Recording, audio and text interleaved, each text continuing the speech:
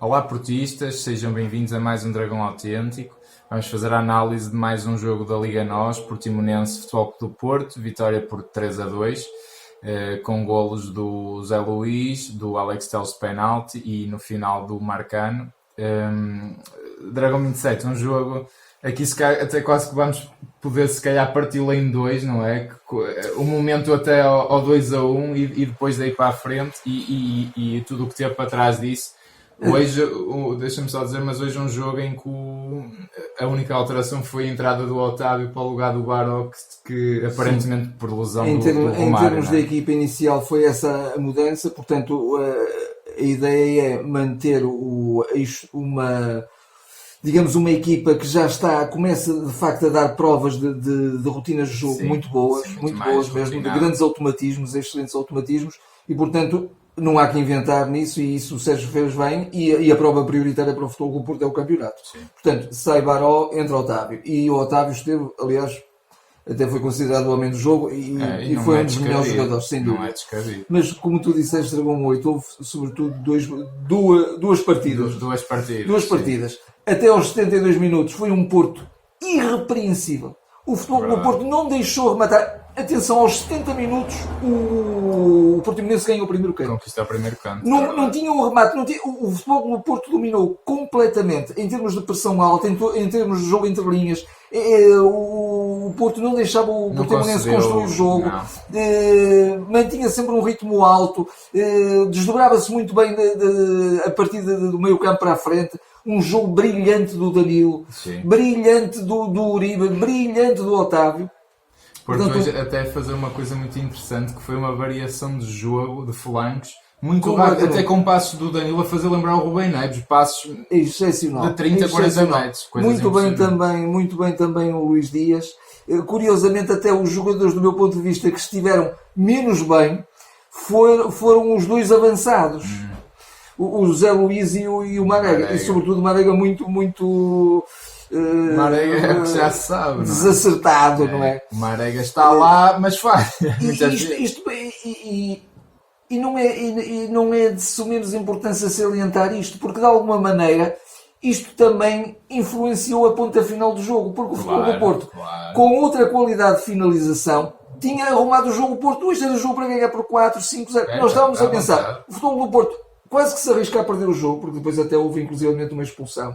Sim, e é um livro perigosíssimo. Isto é uma mentira, é um jogo que não existiu, mas de facto, a partir dos 72, 73 minutos, o Porto, quando sofre o gol, muda o jogo. Sim, já lá vamos. Deixa-me só comentar aqui uma outra coisa que eu acho que é interessante. Gostei muito de ver, ou pelo menos achei muito interessante ver o Danilo a assumir posições mais avançadas que o próprio Uribe. Não? O Danilo era quase o construtor do jogo, quase a fazer as vezes, se calhar, do Herrera do ano passado, e o Uribe é que se quer ficar um bocadinho mais em contenção. Mas sempre que o Uribe apareceu na frente, até apareceu bem. Inclusivamente ele faz um excelente cruzamento para o segundo gol. É um cruzamento que dá o toque do Marega e depois a finalização. E um jogador que mesmo até no final, antes do gol, mesmo no último segundo da partida, o Uribe, acho que foi dos únicos jogadores que manteve um bocadinho a calma.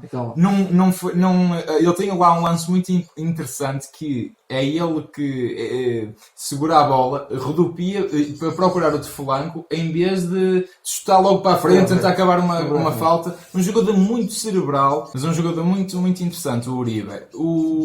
De facto, um jogador que até me encheu as medidas também foi o Otávio. O Otávio fez as vezes do Baró, mas acho que foi graças a ele que hoje o Porto teve uma grande dinâmica, tinha sempre um espaço entre linhas, tinha sempre um jogador, tinha sempre uma linha de passe disponível, rompeu, ganhou metros. Jogava em progressão, mas em progressão com qualidade. Com dribblações excepcionais. Exatamente, muito bem observado. Porque muitas das vezes o Porto é forçado até a jogar para a sua linha defensiva. E hoje conseguiu chegar muito em progressão, muito para a frente.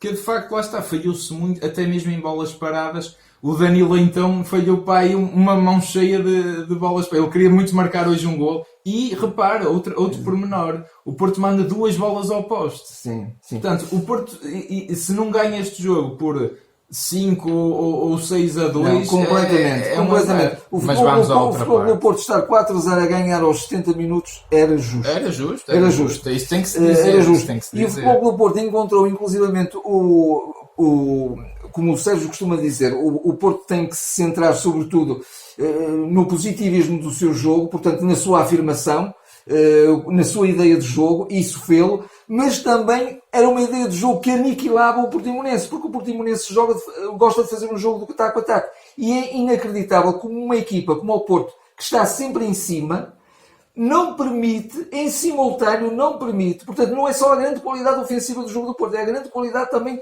defensiva. Porque o Porto, uma equipa como o Porto, que se balanceou tanto para o ataque, até permitiria, em tese, que o Portimonense também descesse. Mas o Portimonense não lhe era permitido descer. Não, e acho que o Portimonense até nem é uma equipa muito de contra-ataque. Curiosamente, é uma equipa até de ataque continuado. E foi assim que provocou até mais dificuldades ao Porto. Mas e porquê que eu acho que isto também funcionou tão bem em relação pelo menos ao processo defensivo? Toda a equipa, eu acho que os grandes automatismos também que se viu hoje foi sem bola. Toda a equipa a sair em pressão, saíam muito organizadamente, saía um ou dois muito próximos, iam logo tapar espaços, tapar linhas de passe. Isso funcionou muito bem. O que de facto, a partir do golo, descambou tudo. Descambou. E depois o Porto, então, sofrendo o segundo, que de facto não é admissível como a equipa. Porque 2-0 é uma vantagem de 2 golos, que dá a tal margem. Ora, a margem encurta-se, mas também não é o Deus me acuda. Portanto, o Porto aí tem que ter, como tu disseste, quando estávamos a ver o jogo, algum desequilíbrio também emocional que o Sérgio tem que tratar muito bem. Mas que também vem um bocadinho da própria forma de ser do Sérgio. Também tens afirmado isso. E aí o Porto começou a jogar um bocadinho naquela voragem de temos que chegar depressa à frente, perde a tal consistência de jogo que estava a desmanchar todo o jogo e a aniquilar todo o jogo do Portimonense, e aí o Portimonense aproveita muito bem, começa a fazer o Portimonense o jogo continuado de ataque, que é o jogo que eles gostam de fazer. E que fazem muito bem. São as equipas que atacam melhor no nosso campeonato. Não, eu acho sobretudo isso. De facto há ali um momento chave também, que é a saída do Luís Dias para a entrada do Nakajima, que infelizmente o Nakajima até acaba por perder. Foi uma coincidência muito infeliz. Foi. E o primeiro golo até se dá por culpa, no meu ponto de vista, até de um mau timing de entrada do Marcano, uma bola. Exatamente. Depois vai para as costas e então dá-se os cruzamentos até ao golo. Mas depois a seguir dá-se uma perda de bola do Nakajima e então o outro compatriota japonês, mas a jogar pelo Portimonense, vai por ali fora, uma autoestrada aberta e marca o golo. E é isso, eu acho que o Porto, nós até estávamos a dizer, isto está um bocado perigoso, que eles marcam um golo, o jogo fica aberto. Estávamos nos 70 minutos. E repara, isto são homens profissionais, são jogadores já o Porto até das equipas com mais experiência, já não é uma equipa de jovenzinhos, não é? A idade média até é um bocado avançada. Tu não podes ter uma equipa que sofre um golo, que pronto, foi uma falha naquele momento do Porto, pode acontecer. O Porto não vinha a sofrer golos, mas pode acontecer. Não pode, a partir disso, ser o debacle emocional que foi, porque sentia-se isso. Tudo o que a gente elogiou até aos 70 minutos, a partir daí foi um Porto descaracterizado, sem saber o que fazer, é o Ai Jesus, posicionamentos errados, perdas de bolas infantis, já ninguém defendia. Não pode ser, por amor de Deus, quer dizer. Eu insisto é inadmissível. Nesta observação. O Porto até aos 72, 73 minutos fez o jogo perfeito. Sim, mas perfeito. Mas pronto, agora, o jogo não acaba aí. Mas o jogo tem várias incidências, às vezes até de forma injusta e contra a corrente do jogo sofre-se golos, mas tem que saber reagir a isso, obviamente. Exatamente. Agora, depois, a justiça do resultado, indiscutivelmente. Aquele golo é um golo, o terceiro golo é um golo que vale campeonatos. Porque a própria debacle emocional momentânea neste jogo alastrava para jogos seguintes. E o problema disto é que não é a primeira vez que a gente vê isso. E acho que a gente já disse tudo do bom que podia dizer deste jogo, mas também temos que ver isto, porque os jogos, em primeiro lugar, não acabam aos 70 minutos, não é? Acabam aos 90. Acabam quando o árbitro apita. A verdade é essa. Acabaram mais tarde. Portanto, o Porto não pode. O Porto já vinha, a verdade é o Porto já vinha a baixar um bocadinho o ritmo de jogo. Já estava aquela coisa de capaz, mais tarde ou mais cedo resolve. Coisa que até fez muito com o Guimarães na jornada passada, que a gente nem comentou. E também, se me permites, só aqui um pequeno parênteses, o próprio Sérgio Conceição também estava um bocadinho naquela expectativa de vamos chegar ao terceiro, aí é um resultado consolidado e aí eu faço as substituições. Isso é verdade. E simultaneamente o Porto começa também a perder, embora nessa acalmia, mas ao mesmo tempo também porque começa a perder um bocadinho de gás. O Portimonense começa a ter jogadores frescos, que também muito bem metidos na equipa, pelo Folha. E portanto, o Porto também acaba por ir recuando um bocadinho, até subconscientemente o Porto acaba bem, isto está ganho e tal, vamos aqui aguentar um bocadinho, vamos para uma toada mais branda, mas uma toada mais branda sem posse. Toada branda que o Porto, a miúde, soube fazer, por exemplo, na primeira parte. Houve momentos em que o Porto estava só a ganhar 1-0 e sabia também gerir a intensidade do jogo. Sabia de vez em quando também abrandar um bocadinho essa intensidade em seu benefício. Coisa que depois sofreu o gol, deixou de fazer. Deixou de saber fazer. Não, isso não pode acontecer, a verdade é essa. Mas pronto, o Porto já vinha a fazer isso. E este jogo, eu dei por mim até, isto está-me a fazer lembrar o Rio Ave Porto do ano passado, não é? E tu também disseste na altura, se me permisi muito bem, não fosse eles ainda marcarem relativamente cedo o segundo golo, estava aniquilado. E eu ia dizer isso, porque a única diferença é que o Rio Ave empatou aos 88 e o Portimonense aos 77, ainda dava ali uma pequena margem, que depois, a verdade é, também quando vi a expulsão do Alex Telles, então aí deixei mesmo de acreditar, até porque já estava na compensação, portanto... O golo foi um bocadinho caído do céu. A vitória globalmente é justa, mas o Porto tem que ser uma equipa muito mais consistente, sobretudo a nível emocional. Uma coisa lamentar foi a reação que se viu depois já quando o árbitro termina a partida, a abordagem do Sérgio Conceição ao Nakajima, que dá-lhe uma repreensão, quer dizer, só lhe faltava bater em público, quer dizer, por muito que ele tenha razão, por muito que o Nakajima até tenha estado mal no processo defensivo, no entrosamento, etc. Ponto número 1, o culpado nunca é só um jogador, é sempre a equipe. Eu já vi imensos jogadores sobre o reinado, por assim dizer, do Sérgio Conceição a fazer asneiras e muito pior, a falhar. Se calhar ele repreende tanto o Nakajima, mas também tem que repreender quem falhou os golos. O Porto hoje não sai, como a gente disse, não sai a ganhar por 5 ou 6 porque também se falhou muitos golos. Também dizemos durante o jogo, então, jogos que tem feito, por exemplo, o Soares, aí não era uma reprimenda, era 2 pares de estalos em pleno relevado. Sim, e falhanços como o Marega às vezes tem. E aliás, sejamos justos para o Sérgio. O Sérgio normalmente nunca faz isso. Nunca faz. Essas reprimendas imagino-as eu a fazer de forma no balneário, arrasadora no balneário, mas à frente de toda a gente ele nunca faz isso. Não. Fazia muito isso até o Jorge Jesus, era um bocadinho o timbre dele, quase culpar os jogadores pelo mau resultado. O Sérgio nunca faz isso. E outra coisa, e não esteve bem, não devia ter feito o que fez. E outra coisa, a culpa do Nakajima ter estado mal não é só do Nakajima, também se calhar é do Sérgio Conceição, porque o Nakajima tem quê?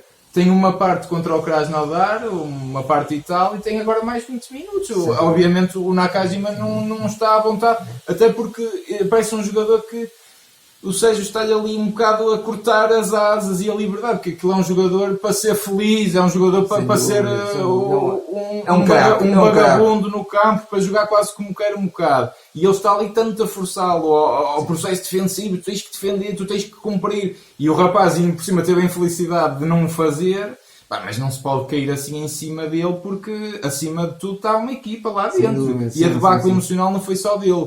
E repara, a gente até pode dizer, há um lance curioso, que há um cruzamento, o Pepe aparece em fora do jogo. O Pepe é só o jogador mais velho do plantel. E quer dizer, teve o mesmo erro emocional. Quer dizer, temos que ir marcar, temos que ir para cima. Todos falham, quer dizer, aquilo eu não posso estar de acordo com o que o Sérgio Conceição aí fez. Vitória, acho que justíssima. Arrancada a ferros. Quer dizer, um jogo que estava ganho e mais que ganho, um jogo que era para golear. Também infelicidade do Porto, porque quer dizer, 2 remates, 2 golos. 2 remates, 2 golos. Também. Isto não é um eufemismo, foi mesmo assim.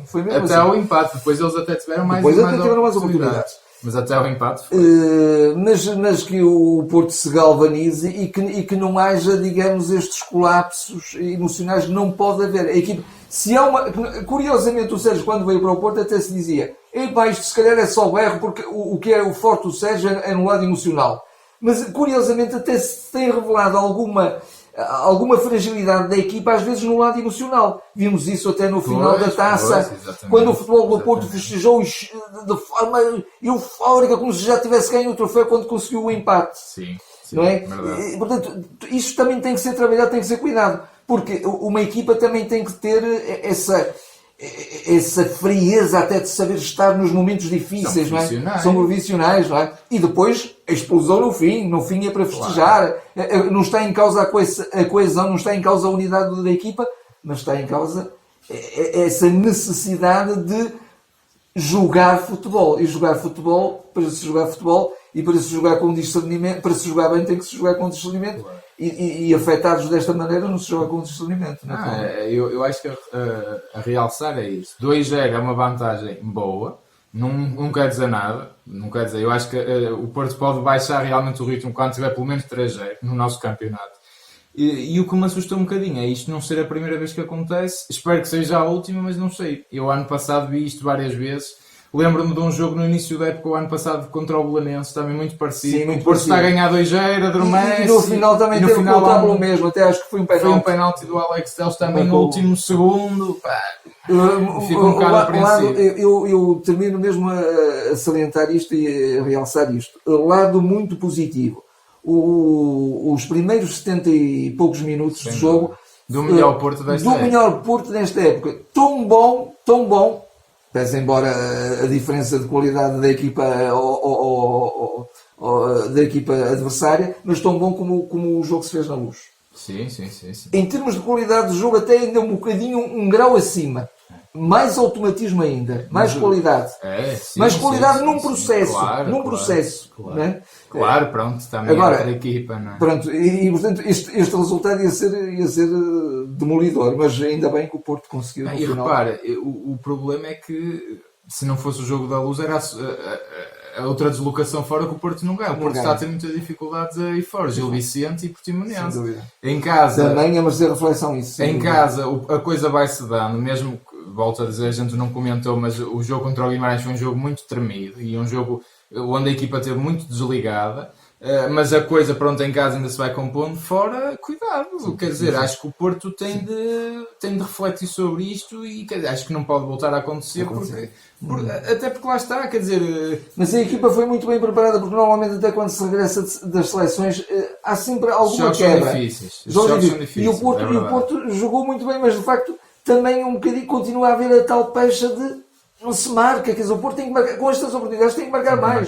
Uma equipa grande como o Porto não pode falhar desta forma. O Danilo, não sei quantos cabeceamentos fez. Impressionante. E repara, e também um bocadinho o azar do jogo. Eu também volto a frisar isto: 2 bolas ao poste e eles 2 remates, 2 gols para empatar. Para empatar, sim. Portanto, também, o Porto também tem que contar com isto. Às vezes não se é feliz e acabou por ser feliz num cabeceamento excelente do Marcano, até redimir-se. Naquela do falhanço do primeiro gol, não é? Sim. Mas calhou bem, quer dizer, agora eu fico um bocado apreensivo e vamos ver como é que a equipa se porta daqui para a frente. Eu digo, no final de tudo, isto valeu 3 pontos, sem dúvida, foi ouro sobre azul. Eu quase que vi o Porto a perder naquele livre direito. Indiscutível. Mas pronto, está assim terminada a nossa análise. Digam-nos o que é que acharam, façam o vosso comentário a este jogo e se quiserem também podemos discutir pelos comentários um bocadinho o jogo com o Guimarães. Digam-nos o que é que acharam. De resto já sabem o habitual, subscrevam o canal se ainda não fizeram, subscrevam as plataformas também de podcast, se nos ouvem por lá, iTunes, Spotify, sigam-nos nas redes sociais, façam like, partilhem com os vossos amigos. Muito obrigado a todos que têm subscrito, fizeram já atingir os 1000 subscritores. Obrigado por isso, continuem a estar desse lado e até à próxima. Até à próxima, é um gosto estar convosco.